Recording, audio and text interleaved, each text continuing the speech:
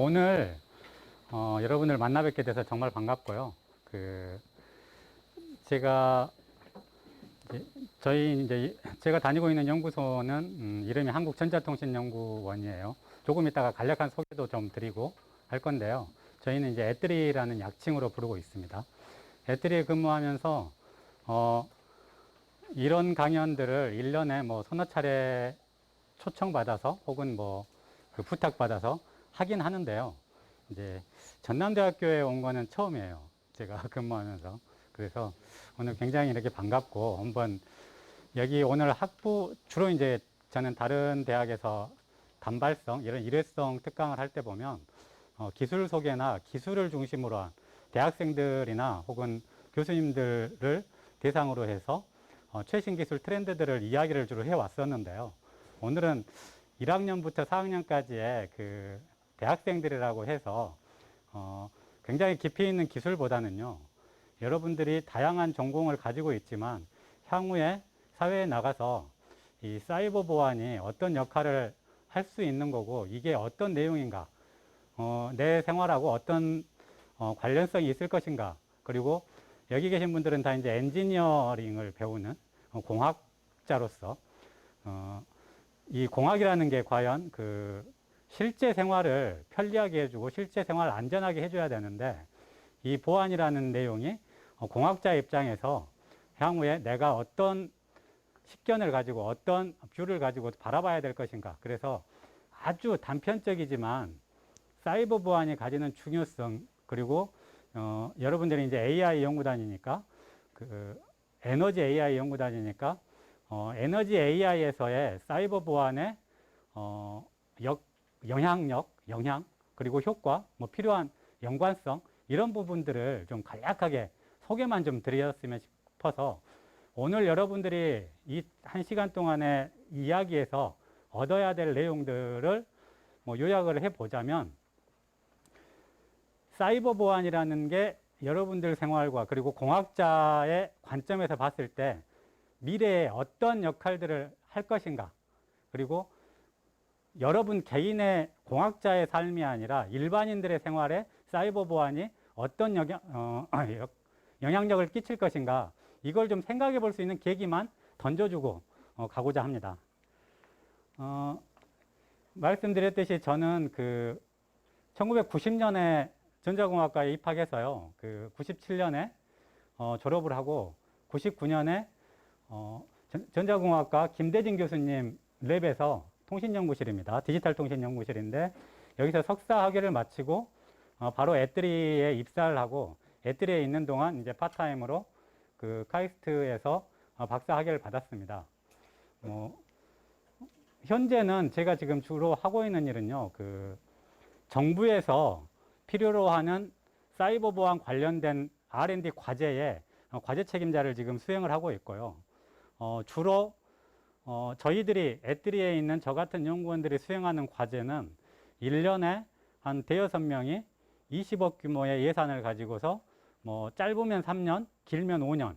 그러니까 생각을 해보면 한 80억, 60억에서 100억 규모의 정부 예산을 가지고서 이 대한민국 사회에 필요한 R&D 내용이 무엇이 있을 것인가를 스스로 찾고 만들어낸 내용들이 기업이 관심이 있으면 전달을 해주고 하는 역할들을 지금까지 쭉 해오고 있어요. 그 중에 이제 제가 과제 책임자로 수행했던 과제들이 있는 거고, 막 입사했을 때는 이제 참여연구원으로 R&D 과제를 수행을 했던 거고요.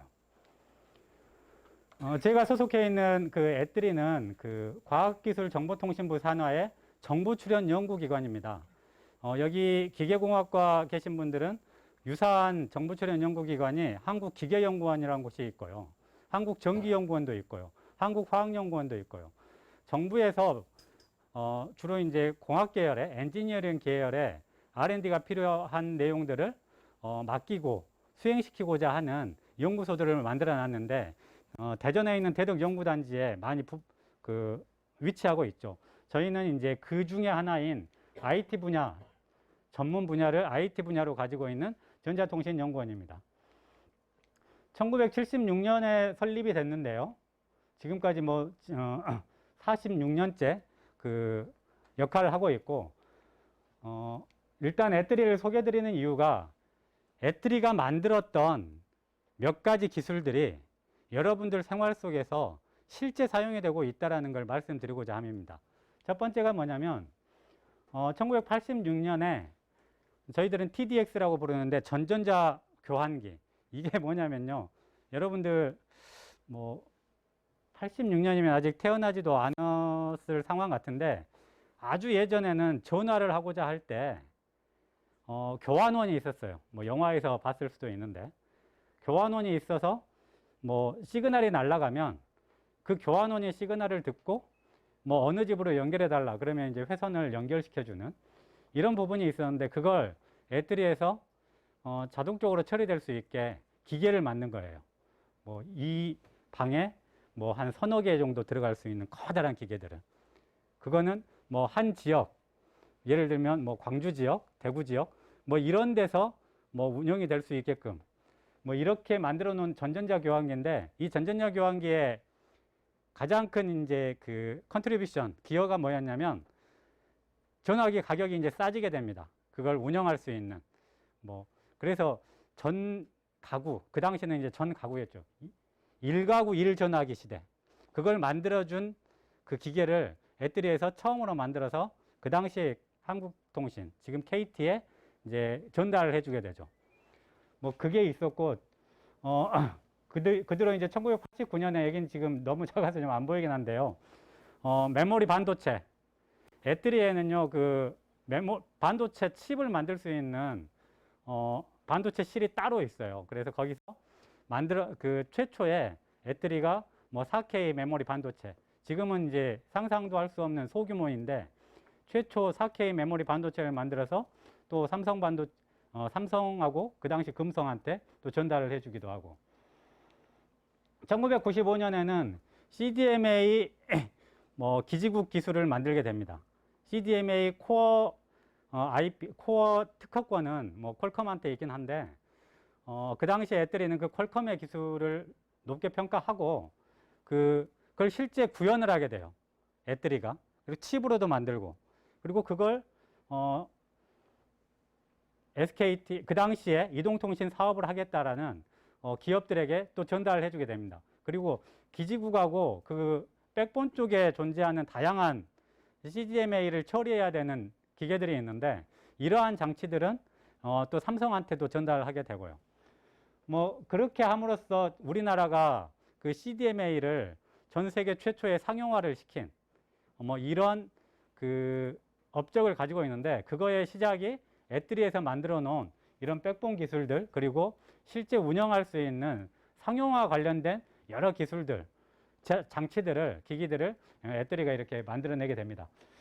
그 당시 애트리의 고위층 그 원장님, 뭐 소장님 이런 분들이 정부 쪽에 뭐 그 큰 표창도 받고 뭐 이렇게 했다라고 합니다. 그리고 그 뒤로는 이제 이때부터 애트리가 이제 통신 쪽에 굉장히 큰 기술력을 가지고 있다고 소문이 나게 돼요. 전 세계적으로요. 그럼으로써 이제 그 뒤로 계속 LTE 기술, 그리고 그건 4세대 기술인데, 그리고 이제 5G 기술, 그리고 현재 6G 통신까지 지금 계속적으로 통신 분야에 있어서는 애트리가 굉장히 전 세계적인 기술력을 가지고 있는 조직으로 지금 이름이 나 있고요. 그리고 이제 여기서는 지금 안 나왔는데, 여러분들이 다 알고 계실 만한 기술 중에 애트리가 만든 사이버 보안 기술은 공인인증서 기술이 있어요. 공인인증서 그 기술 자체는 물론 애트리가 개발한 건 아닙니다만, 공인인증서 기술이 그게 이제 PKI 기술이라고 부르는데, PKI 기술이 실제 필드에 깔릴 수 있도록 여러분 휴대폰에 혹은 여러분 PC에, 여러분의 USB 메모리에 그 공인인증서, 지금은 공동인증서라고 부르는 그 인증서 소프트웨어와 실제 키값들이 들어가서 실제 인터넷 뱅킹에서 사용이 되고 주식 거래에서 사용이 될 수 있도록 이런 전체적인 시스템 워크를 하는 곳이 애트리예요. 그래서 애트리가 만든 PKI의 소스를 금융결제원, 그리고 뭐 그 당시 뭐 증권연산 막 이런 데다가 저희들이 다 기술 이전을 했던 경험도 있습니다. 애들이는 현재 지금 기준은 아닌데요. 그 3년 전 기준인데 지금도 이 정도 유지하고 있습니다. 전체 연구 인력이 한 2,200명 정도 있고요. 그 중에 딱 절반이 현재 박사학위를 가지고 있고 43%가 석사학위를 가지고 있고, 그래서 이제 늘 이야기할 때 90% 이상 저희들은 이제 연구직만 따로 떼놓고 보면 99%가 이제 석박사 학위를 가지고 있는 상황에서 연구를 하고 있는 상황입니다. 1년에 대략 한 5천억에서 6천억 정도의 R&D 비용을 사용을 하고 있고요. 아까 말씀드렸듯이 제가 과제 책임자 하나를 하게 되는 경우에는 1년에 뭐 20억에서 30억 정도 규모의 R&D 비용을 가지고서 실제 업무를 수행을 하고 있어요. 그런 과제들이 뭐 200개, 300개 정도 존재하는 형태고요. 여기까지 이제 제가 소속된 기관하고 제 백그라운드를 이야기 드렸어요. 제가 소속된 기관에 대한 이야기를 장황하게 한 이유는 저는 그 속에서 23년째 살고 있는 사람이거든요. 늘 출근을 하면 그 하는 일이 다 이제 자기 각자 개발해야 될 영역들을 개발을 하고, 아니면 직접 코딩을 하고 있지 않으면 뭐 실험을 하고, 직접 실험을 하고 있지 않으면 과연 이 기술의 최근 트렌드가 어떻게 되는지 남의 연구소, 주로 이제 외국인데요. 남의 연구소가 뭐 하고 있는지 찾기 위해서 논문 검색을 하고, 이런 게 주로 일을 하고, 그런 일 속에 있는 사람이거든요. 자, 그런데 이제 그러다 보니까 가장 많이 접하는 게 결국은 컴퓨터예요. 제가 이제 바쁘게 일할 때는 남들한테 이야기하는데 엉덩이 뛸 틈이 없이 바쁘다 그래요. 이제 누군가는 엉덩이 붙일 틈이 없이 바쁘다. 예전에는 그런 표현 들어보신 분들 있을 수 있는데, 엉덩이를 의자에 붙일 틈이 없이 바쁘다. 그건 늘 움직이는 사람 이야기거든요. 진짜 움직이는 사람은 엉덩이 붙일 틈이 없이 바빠야 되는데, 저는 바쁠 때는 거의 점심 먹으러 가는 시간 외에는 아침 8시에서 9시 사이에 출근해서 점심 먹으러 가는 시간 잠깐 빼고, 그리고 밤 9시, 10시까지 엉덩이를 의자에서 뛸 틈이 없이 바빠요. 그 이유는 굉장히 이제 집중력을 발휘해서 과제 관련된 일을 개발을 한다거나, 아니면 아까 말씀드린 대로 다양한 논문들을 막 검색을 해야 되는 이런 상황들이 있기 때문이에요. 자, 이제 그런 속에서 여러분들이 생각하는 이 AI와 사이버 보안, 이걸 어떻게 설명을 좀 해줘 볼까 라고 이렇게 고민을 하던 찰나에 고민을 했는데 결국은 제가 살아왔던 그 과정 속에서 느꼈던 몇 가지 이야기를 전달 드리는 게 가장 무난하겠다라는 생각이 들었어요. AI가 여러분들이 생각하기에 향후 미래 사회에서 모든 솔루션을 다 제공할 수 있을 것인가? 사람마다 이건 달라요, 좀. 터미네이터를 보신 분들은 영화 속에서 나온 터미네이터의 상황이나 어벤져스의 상황이나 뭐 이런 뭔가 혼자 생각해내면서 혼자 자기 뭔가 목적을 찾아내서 기계 스스로 뭔가를 해결을 하겠다.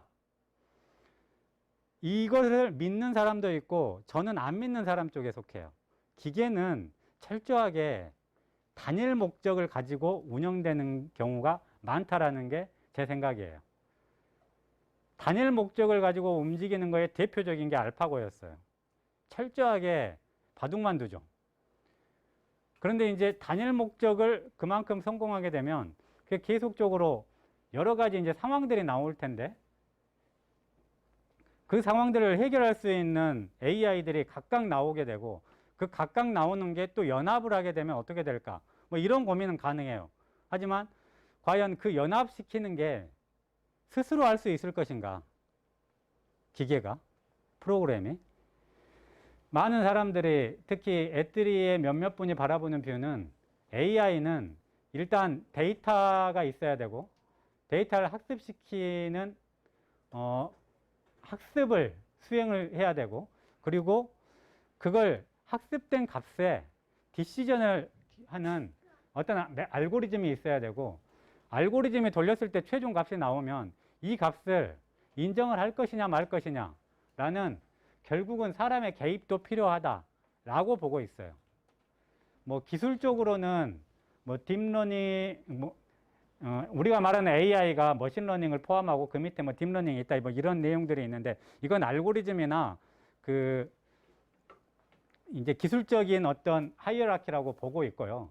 이것보다는 진짜 중요한 게 AI가 도대체 무엇을 그동안 해왔길래 사람들이 많은 경우에 인공지능 혹은 뭐 딥러닝, 머신러닝이 어떤 향후 미래 세계에 새로운 솔루션을 줄 수 있을 것인가. 저희는 이제 애들이 안에서 이 굉장히 많은 R&D 토픽들이, R&D 주제들이 논의가 돼요. 우리가 넥스트 아이템은 무엇을 잡을 것인가. 수없이 논의를 하거든요. 그래서 뭐 일례로 AI가, 알파고가 나오기 전까지는 AI 이야기는 물론 없었죠. 그런데 이제 알파고 이후에 AI 이야기도 나오고, 비트코인이 이렇게까지 널리 알려지기 전에 저희는 이미 그 비트코인 논문 분석을 하고 내부 세미나를 다 진행을 했었죠. 블록체인이 뭔지 기술적으로 다 분석을 했었고요. 또 하나, 뭐, 그거 말고도 지금은 이제 뭐 메타버스 이야기도 나오고 있고, 뭐 다양한 어떤 키워드들을 저희들은 굉장히 빨리 접하고 빨리 이렇게 분석을 해요. 알파고 나왔을 때 AI에 대해서 AI와 사이버 보안의 관계는 어떻게 될 것인가, 이미 내부적으로 많은 논의를 했었어요. AI 전문가를 초청해다가 세미나도 듣고, 저희도 많이 초청해서 세미나 듣고요. 뭐 이런저런 상황들을 많이 했는데, 결국은 이제 많은 사람들이, 특히 이제 저도 개인적으로 그런 건데, AI라고 불리우는, 넓게 말한 인공지능이라고 불리우는 그 개념은 기술적으로는 뭐 머신러닝이 있고 그 밑에 딥러닝이 있고, 그리고 뭐 몇 가지 막 그 새로운 알고리즘들이 많이 있는데, 그리고 알고리즘들은 논문에 많이 나와 있고 그게 많이 또 발전이 되고도 있어요. 그러는데 결국은 어떻게 생각이 들었냐면, 특징적인 어떤 특화된 특별한 목적을 가진 업무를 수행시키도록 얘를 반복학습을 시키고, 반복학습의 데이터들이 제대로 이렇게 투입이 된다면 얘는 제대로 된 일을 수행은 한다. 여기까지는 다 이제 동의를 했어요. 근데 항상 전제 조건들이 또 나타나더라고요. 제대로 된 데이터. 학습을 위해 들어가야 되는 제대로 된 데이터. 그 예로 이 부분은 지금 이 사진으로부터 사람을 인식해내는 거고, 사진 속에서 어떤 특정 오브젝트를 뭐 검출해내는 거고, 그리고 이건 그 음성 번역이죠. 음성 번역. 음성 듣고서 그걸 그대로 한글을 한글로 받아서 적고, 그걸 또 영어로 번역도 하고, 그리고 여기서 보면 뭐 이 사람의 입모양을 보고서 무슨 말을 하고 있는지 찾아내기도 하고, 그리고 바둑도 두고. 자, AI는 어떤 특정 목적을 제시를 하게 되면 그건 기가 막히게 해내고 있어요. 그 기술들은 굉장히 이렇게 발전이 돼 왔죠. 특히 이제 요 자율주행차 쪽에서도 많이 고민을 하고 있는데, 주변 인식을 최대한 빠르게 하는 그런 부분들까지도 지금 많이 발전을 해 왔죠. 자, 그런데 여기서는 한 가지 이제 차별점을 하나 둘게. 얘네들, 제가 지금 조사해 온 얘네들은 목적이 일단은 다 단일 목적이에요. 단일 목적인데, 애트리의 엑소브레인이라는 그 음성인식 기술이 있어요. 음성인식 기술인데, 사람이 말로 한 음성 내용을 다 한글로 받아들여 가지고 그걸 스스로 상대방이 지금 무슨 말을 하고 있구나, 그걸 이제 인지를 하고, 상대방이 말한 게 질문인 경우에는 답변을 스스로 찾아내는. 그러니까 자, 얘는 그래가지고 얘가 장학 퀴즈에 실제 출전을 했어요. 장학 퀴즈에 실제 출전을 했는데, 이때 이제 같이 왔던 학생들이 좀 안타깝죠. 얘가 1등 해버렸어요. 질문을 이렇게 음성으로 사회자가 똑같이 진행을 해요. 평소처럼. 그런데 얘가 B 누르고 자기 음성으로 답변을 해요. 그러면 이제 요 다른 사람들보다도 빠르게 답변을 하니까 얘가 자기가 점수가 더 높겠죠. 그래서 얘는 기존에 있었던 이런 단일 목적과는 좀 다르게 인터랙티브한 상호작용이 좀 가능했어요. 상호작용. 그러면 얘가 진짜 엄청난 인공지능이냐? 근데 얘가 엄청난 인공지능이냐? 그렇게 생각하기에는 또 아쉬운 점이 있는 게 내가 뭔가 질문을 하지 않으면 얘는 그냥 가만히 있어요. 그냥. 자기 혼자 생각해서 자기 혼자 생각해서 뭐 옆 사람한테 갑자기 이렇게 질문을 한다거나 뭐 그런 능력은 또 아직 없는 거예요. 그럼 이제 그런 능력까지 다 갖게 되면 얘가 과연 그 스스로 생각하고 스스로 움직이고 스스로 판단하는 인공지능이 될 것인가?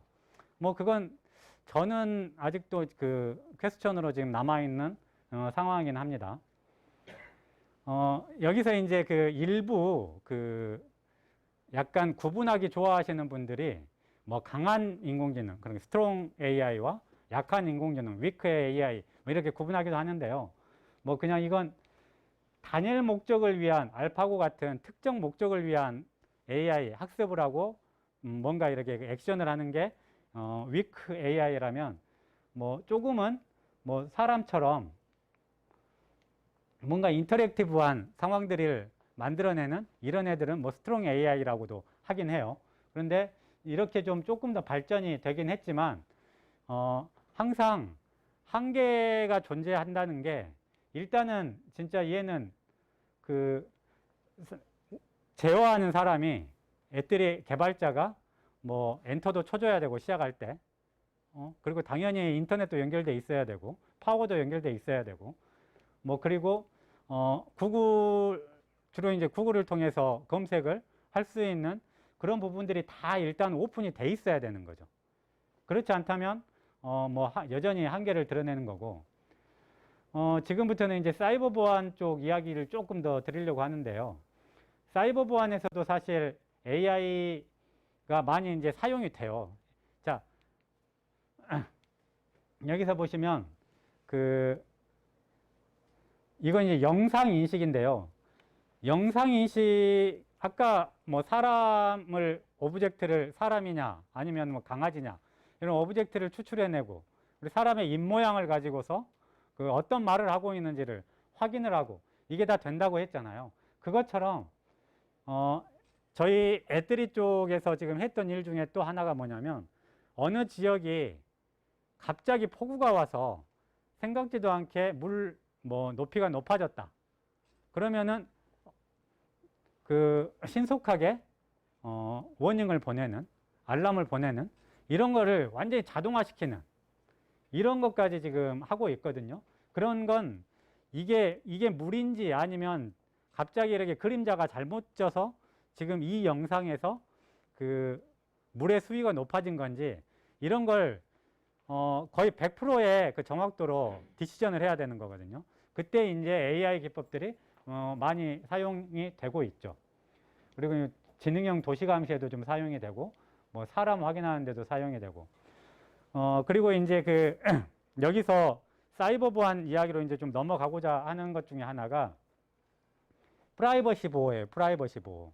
그 AI를 통해서 여러분들이 걸어다니는 그 상황들이 찍힌 CCTV 영상들이 지금은 뭐 텔레비전 수사물에서 보더라도 수사관 한 명이 앉아가지고 하루 종일 보죠. 10시간짜리 찍힌 비디오 그 CCTV 영상이라면 10시간을 앉아서 본든가 아니면 2배속, 4배속을 해서 계속 이렇게 사람이 쳐다보면서 어느 순간 아 이거 이상하다 뭐 이렇게 찾아내는 그게 농담이 아니라 그렇게 여전히 하고 있고요. 또 하나가 자동차 번호판 그 과속 자동차 번호판이 사진으로 찍혀서 경찰이나 아니면 구청 쪽으로 넘어오는데 그 번호판이 흐릿할 경우에는 그걸 사람이 눈으로 보고 다시 찾아내는 역할들을 한다고 하더라고요. 근데 그런 부분들을 AI가 할 수 있는데, 그러면은 과속하지 않은 차량의 차 번호도 결국은 어느 순간 다 찍혀서 다 보인다는 거거든요. 나는 그걸 피하고 싶다. 왜 내가 돌아다니는 모든 동선이 이게 다 노출이 되어야 하느냐. 혹은 이제 그건 이제 자동차 번호판 이야기인데, 내 얼굴도 마찬가지죠. 여러분이 어떤 그 지도 서비스를 하는 업체들이 도로뷰, 스트리트 뷰를 할 때 사람이 보이면은 블러링을 해주죠. 그게 이제 프라이버시 마스킹하고 관련된 건데, 예전에는 그걸 다 일일이 손으로 했다고 해요. 찍어가지고 이 네모 캡처한 다음에 거기에 엔터 쳐가지고 블러링하고. 그런데 지금은 찍히는 순간 아, 이 부분이 사람이네. 그러면은 바로 그냥 스크램블링 할 수 있는 이런 기술까지 지금 가고 있는 거죠. 그래서 자, 그런데 이제 또 하나의 문제는 찍자마자 이게 다 블러링이 되든 스크램블링이 되든 했어요. 그런데 나중에 경찰 쪽에서 봤더니 아, 얘가 이제 범인이었던 거예요. 그러면은 경찰 입장에서는 야, 얘 얼굴을 봐야겠다. 그 시간에 그 위치를 지나간 사람이 용의자다. 그래서 얼굴을 봐야겠다. 그러면은 얘를 다시 풀어야 되거든요. 다시 복구를 시켜야 돼요. 근데 그런 기법까지 지금 이제 개발이 되고 있고 애들에서 하고 있는 일들 중에 하나예요. 그래서 사이버 보안을 여러분들한테 말씀드릴 때는 저는 이제 요즘 그렇게 표현을 하는데, 전형적인 모순 관계를 가지고 있는 게 사이버 보안이에요. 누군가는 자꾸 이렇게 해킹을 하려고 하고 누군가는 그걸 자꾸 막으려고 하죠. 그런데 이것처럼 해킹, 여기 이거 말고요. 그러니까 해킹과 이렇게 그 해킹을 막는 상황을 봤을 때, 예를 들면 이 대학의 뭐 수강 신청 시스템을 누가 해킹을 하려고 한다. 그러면은 그걸 막아야 되는 사람, 전산실 직원 입장이나 정보보호실 관련된 이런 분들 입장에서는 선과 악이 확실히 구분이 되거든요. 해킹을 하려는 자가 악이고 그걸 막으려는 쪽이 선이죠. 그런데 이 상황은 선과 악이 구분이 안 될 때가 있어요. 경찰은 난 얼굴을 반드시 봐야겠어. 그런데 일반인은 나는 절대 내 얼굴을 보여주고 싶지 않아. 그러면 얼굴을 보여주고 싶지 않아 해서 이걸 막읍시다. 스크램블링으로 처리합시다 하면 그게 선이거든요. 그 상황에서는. 근데 경찰 입장에서는 아, 이게 난 용의자일 수 있으니까, 범인일 수 있으니까 지금 뭐 이 CCTV 아래에서 지나갔던 모든 사람들의 얼굴을 나는 다 확인하고 신원을 확인해야겠다.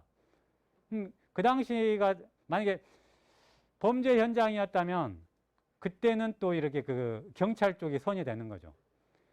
기술은 사실은 선과 악이 구분하기가 되게 어려워요.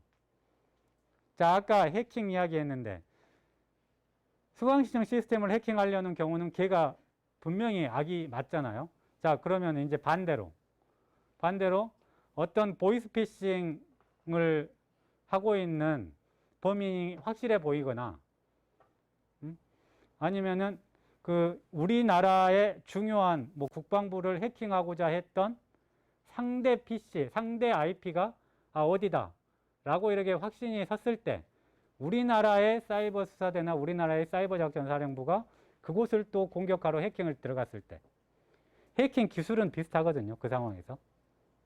어차피 윈도우 서버든 리눅스 서버든 아니면 그 서버의 OS 그리고 서버가 사용하는 데이터 프로토콜, 통신 프로토콜, 그리고 이제 사용하는 포트 번호, 뭐 이런 몇 가지 네트워킹과 관련된 상황에서 걔를 공격 들어가는 기술은 해커가 수강 신청 시스템 들어가는 거나 우리나라의 어떤 그 업무를 하는 곳에서 진짜로 그 범인이거나 아니면 그 뭔가 공격 대상이라고 판단됐을 때 가는 곳은 기술은 비슷해요.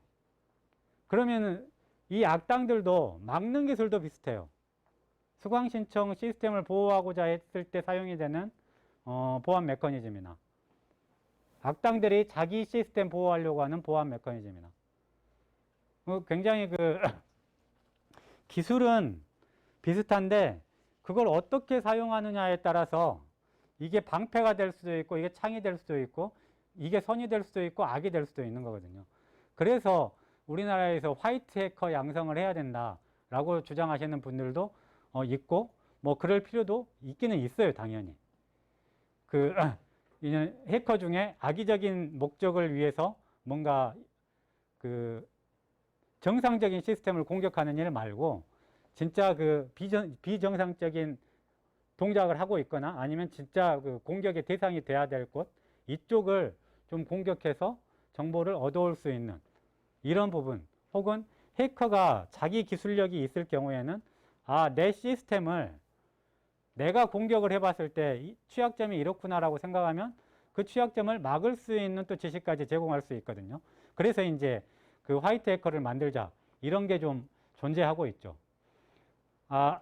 제가 이제 말씀드리려고 하는 것 중에 하나가 이 역기능인데요. 역기능. 말은 여러 가지 써 있는데요. 핵심은 뭐냐면 여러분이 뭐 윈도우 패스워드를 치고 윈도우가 시작이 된다거나 아니면 어떤 웹사이트에 들어갔을 때 아이디 패스워드를 치고 가입을 해서 이제 들어간다거나 할 때 패스워드를 대부분 치죠. 패스워드를 입력을 하죠. 근데 그 패스워드의 조합을 굉장히 복잡하게 하라고 권장하잖아요. 근데 복잡하게 하더라도 사람에 대한 패턴들이 대부분 있어요. 개인에 대한 패턴들. 그 패턴들이 예를 들어서 한 군데서 노출이 된다면 그 패턴들에 기반해 가지고 뭐 패스워드를 계속적으로 찾아내는 이것도 이제 학습을 시켜서 찾아내는 뭐 이런 기법들이 많이 나와 있어요. 그래서 AI 기술이 암호키 뭐 패스워드 이런 시크릿 인포메이션 이런 것들을 계속 찾아내는데 사용이 되는 기법들이 나오고 있거든요. 자, 그러면 이게 무조건 안 좋은 건가? 기술은 이게 되는데 사용을 누가 어떻게 하냐에 따라서 선이 되고 악이 될 수 있다는 거예요. 자, AI의 발전도 저는 이제 그렇게 보고 있거든요.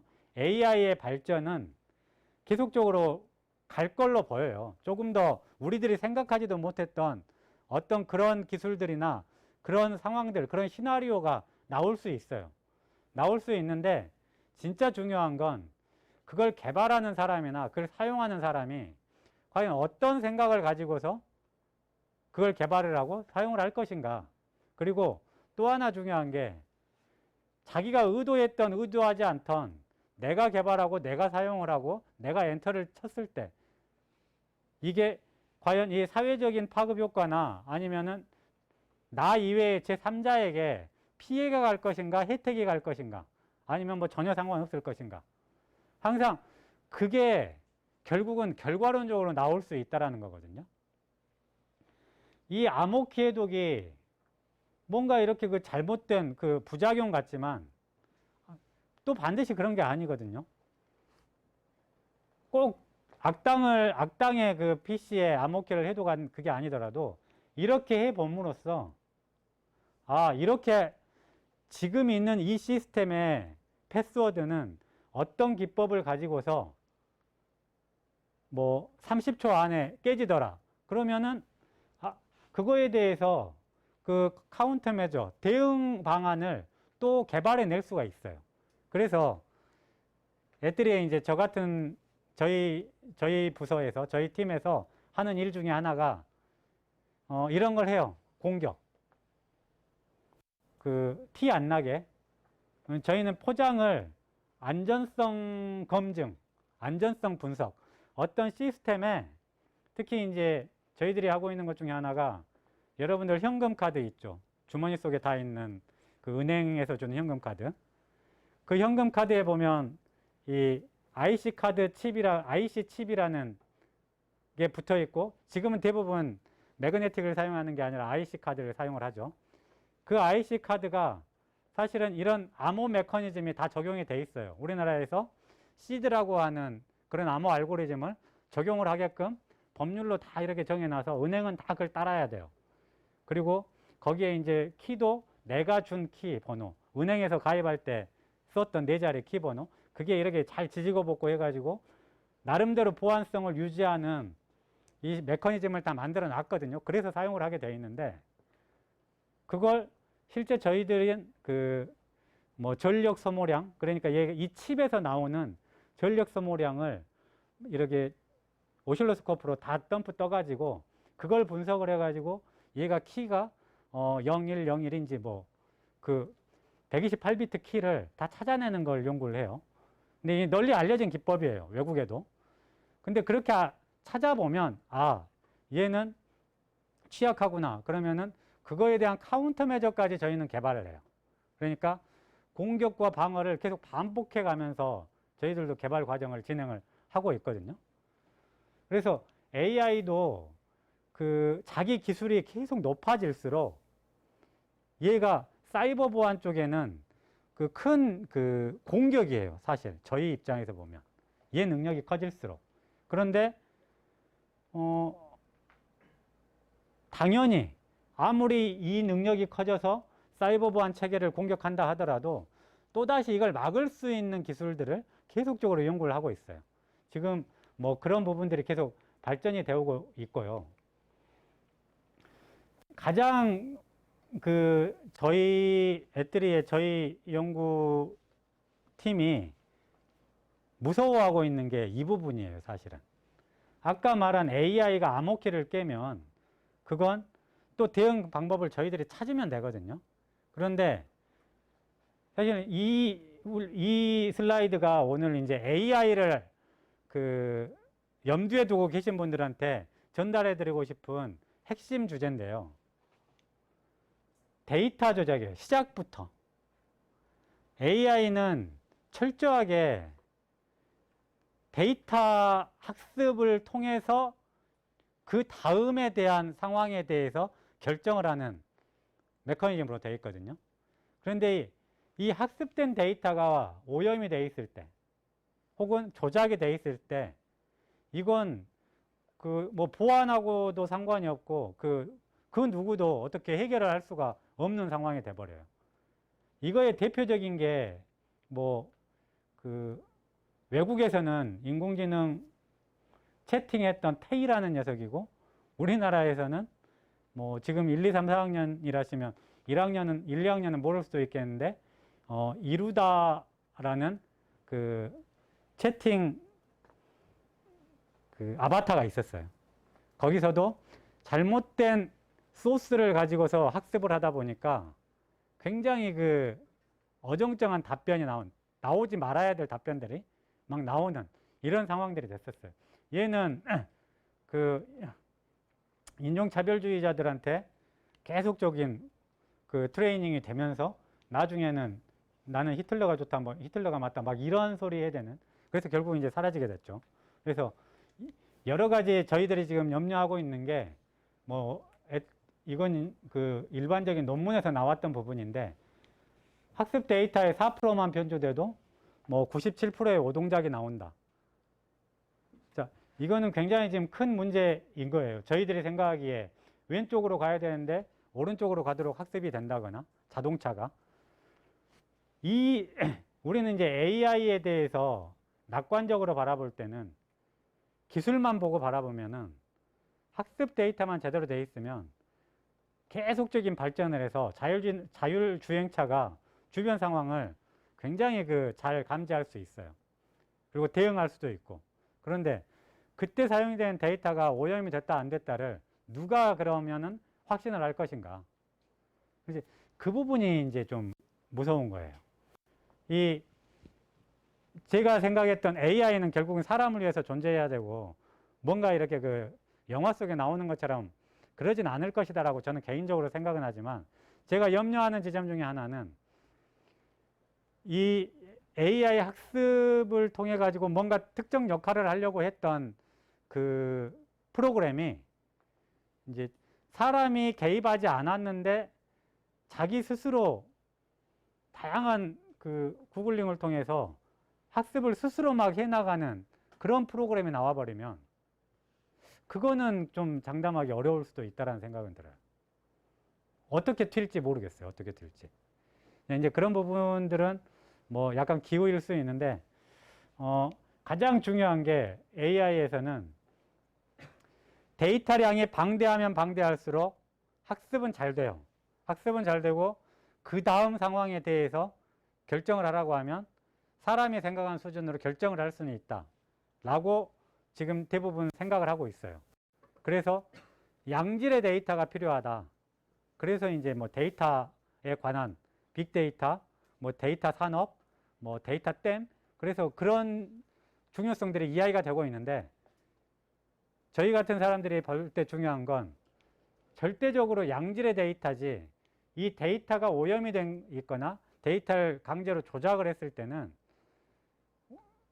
원하는 결과를 못 얻을 뿐 아니라 우리가 의도하지 않은 방향으로 그 최종 디시전을 해 나갈 수 있다는 거예요.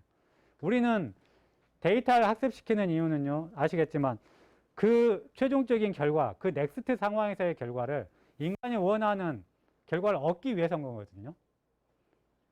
그런데 얘가 조작이 돼 있을 때는 우리가 생각하지 못한 그냥 반대 결과가 나올 것인지 그것조차도 이제 누구도 확신하기 어렵게 된다는 거죠.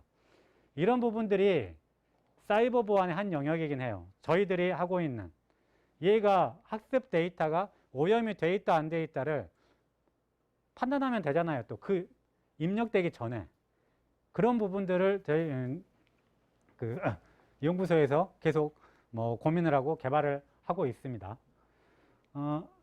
에너지 AI는 이건 이제 제가 강연 의뢰를 받고 좀 조사해 본 거예요. 저는 에너지나 에너지 AI 쪽은 뭐 이번에 처음 그 접해 봤는데 좀 검색을 조사하다 보니까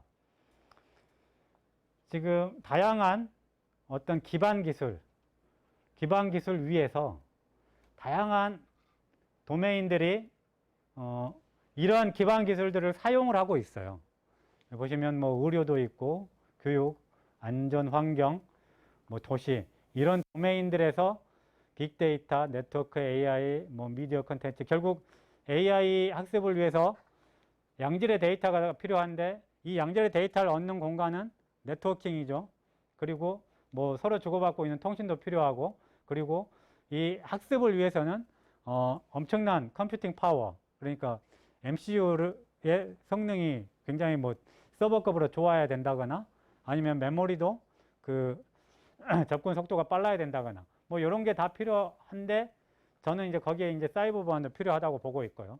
그렇게 봤더니 뭐 에너지 마이크로 그리드, 결국은 그 AI 아니 에너지 환경에서의 AI도 목적은 에너지 효율화가 아닌가 이런 생각이 들었어요. 저는 조사를 하다 보니까 에너지 AI의 그런 궁극적인 목적이 뭔가. 근데 꼭 에너지 AI뿐만 아니라 제가 이번에 좀 검색을 하다 보니까 에너지는 결국 그 제 생각에 이렇게 세 가지 정도로 생각이 들던데,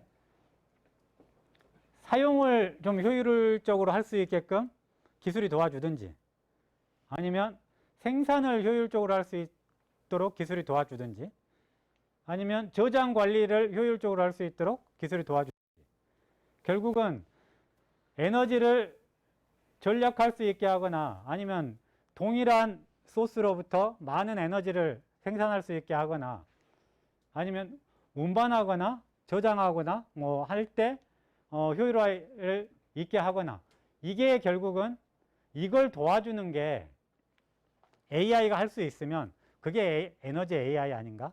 뭐 이건 이제 제 생각이고요. 그래서 그러면 과연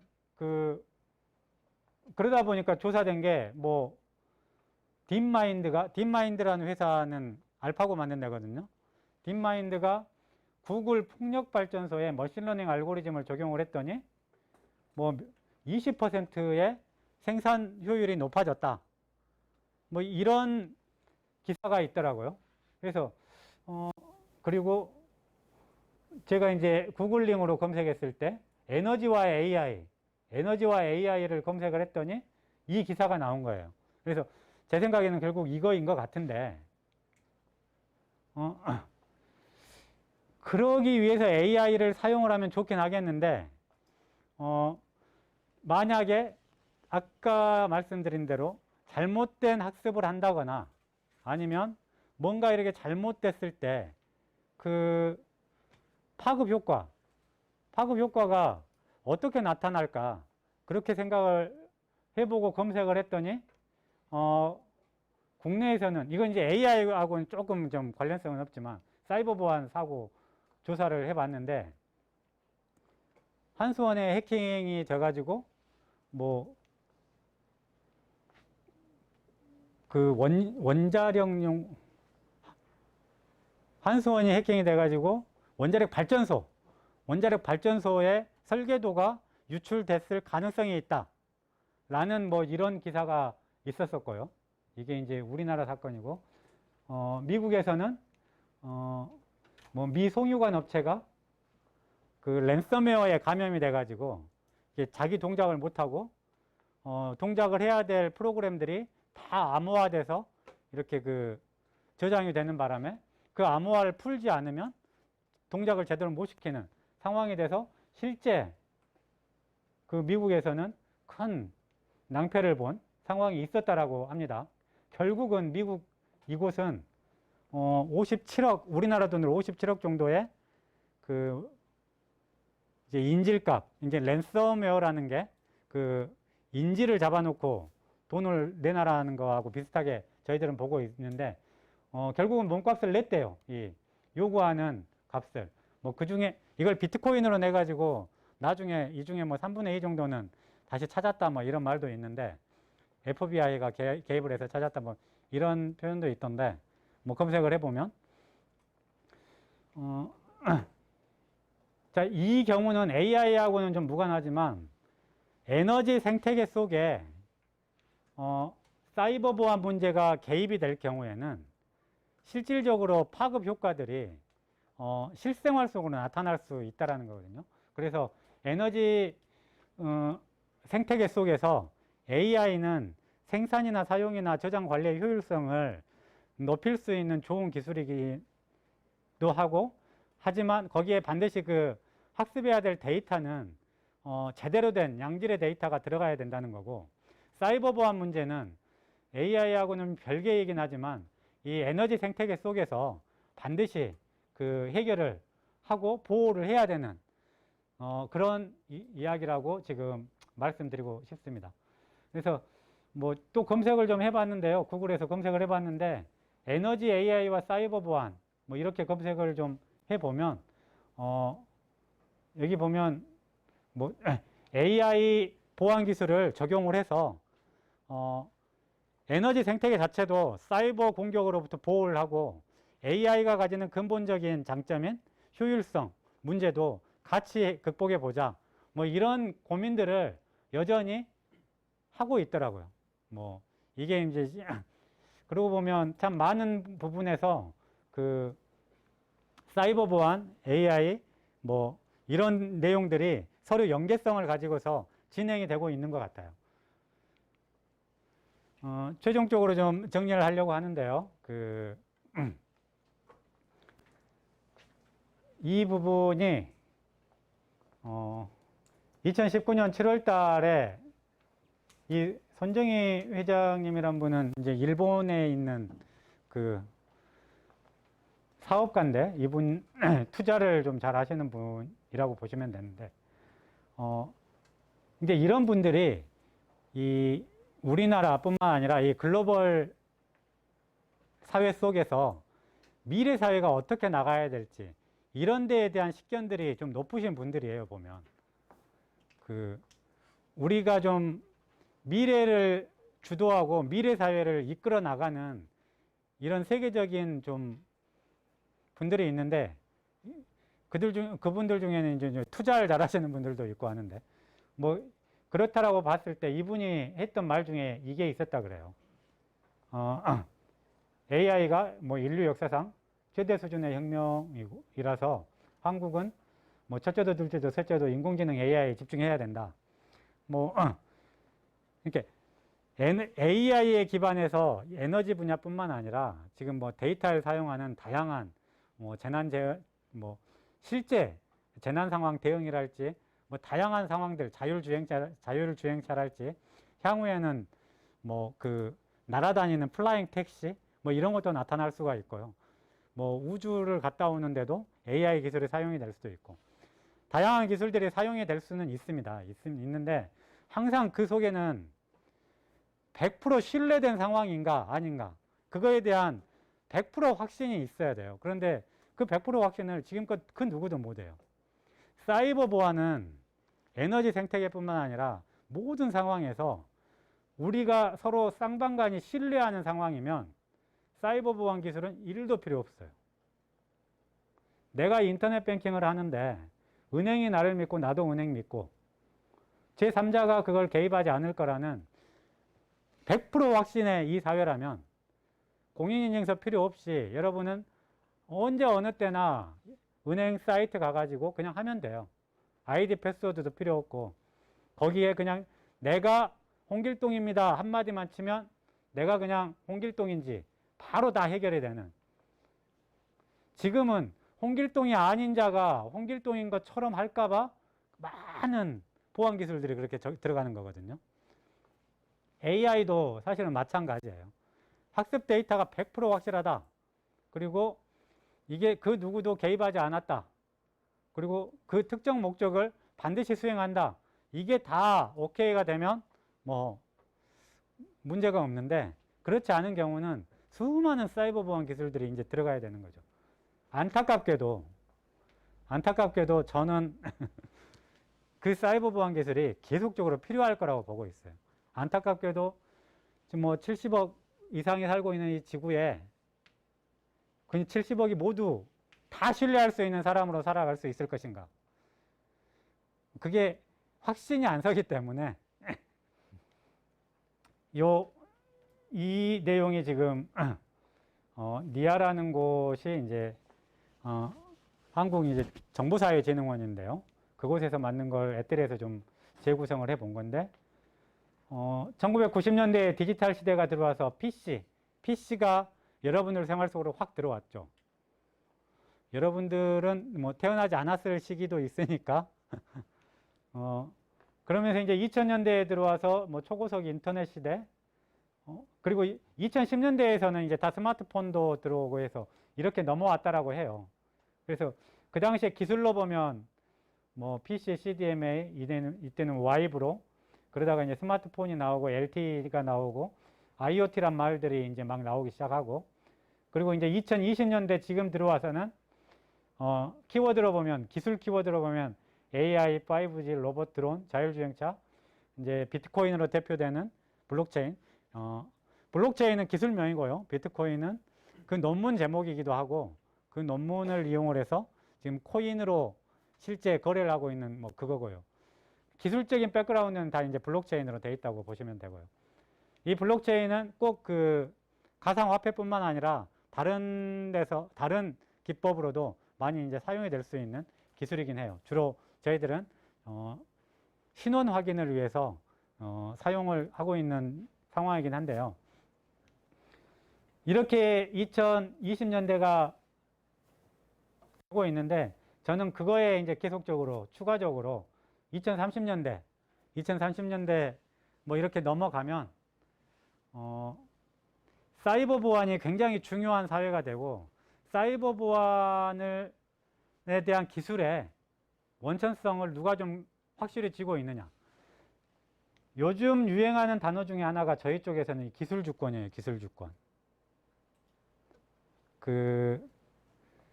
지금 뭐 우크라이나 전쟁도 있고 막 이렇게 하는데 지금 전 세계가 잘못하면 여차하면 남의 나라를 이렇게 막 침범을 하고 있는 이게 지금 시작이 됐잖아요. 그럼 러시아만 우크라이나 침범하고 그대로 끝날 것인가? 우리나라는 어떨 것인가? 또한 꼭 우리나라뿐만 아니라 뭐 중동 지역에 있는 나라, 전 세계 모든 나라들이 다 서로 침범하지 않고 살아갈 뭐 이게 100% 확신이 있는가? 이런 측면에서 봤을 때 사이버 전쟁은 티나지 않게 얼마든지 할 수 있는 상황이 되거든요. 그래서 거기서 나오는 그 기술력이 반드시 필요할 거라고 저는 지금 보고 있습니다. 그래서 지금까지 그 약간 준비를 기승전결 있게 한다기보다는 키워드 중심으로만 좀 말씀을 드린 것 같은데요. 제 발표는 이렇게 마치고 혹시 질문 있으시면 질문 받도록 하겠습니다. 감사합니다.